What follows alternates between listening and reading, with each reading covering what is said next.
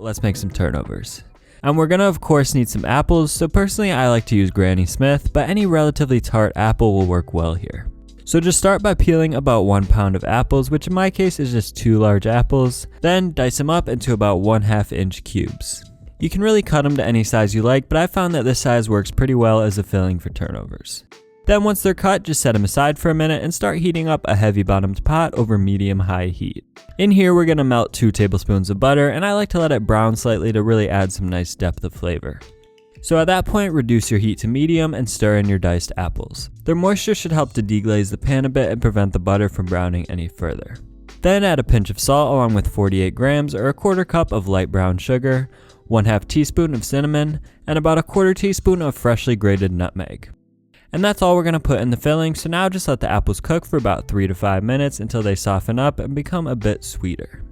Now you can actually cook them for as long or as short as you like, so if you prefer a sweeter, jammier filling, you can let them cook longer, or if you like a crisper, more tart filling, you can cook them shorter or even just skip the cooking altogether and leave them raw.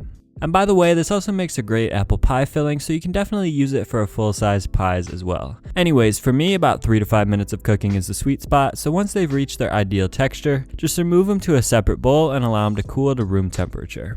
And if you're impatient like me, you might want to place your bowl inside of another larger bowl filled with ice water to speed up the cooling process. Either way, in the meantime, we'll need to prepare our dough.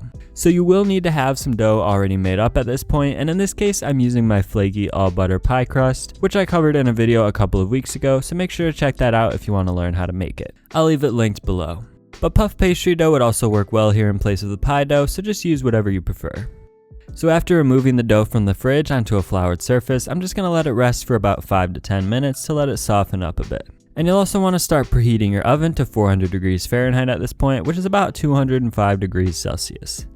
Then start by pounding the dough out to about 1 inch thick before continuing to roll with your rolling pin. For this recipe, you'll want to roll it out to a rectangle about 1/8 of an inch thick.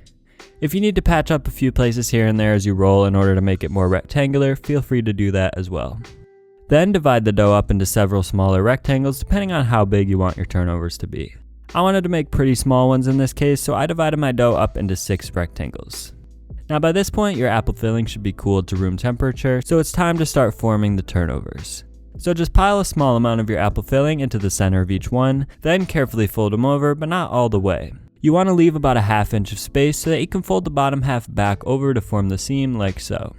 Then I like to cut off the corners where the excess dough overlaps before pressing down all along the perimeter to seal it off. Finally, just make a couple of small cuts in the top of each turnover to allow air to escape and to prevent them from exploding in the oven.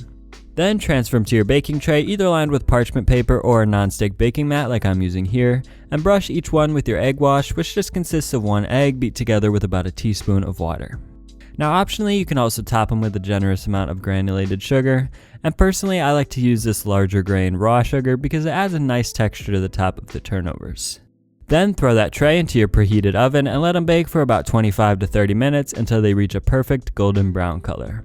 Make sure to let them cool for at least a few minutes on a wire rack before cutting into them, but they're definitely best enjoyed while still warm or even reheated up to a few days later. So now that you know how to make apple turnovers, if you haven't already learned how to make my flaky all butter pie crust and pumpkin pie, be sure to click that video in the bottom right corner of the screen.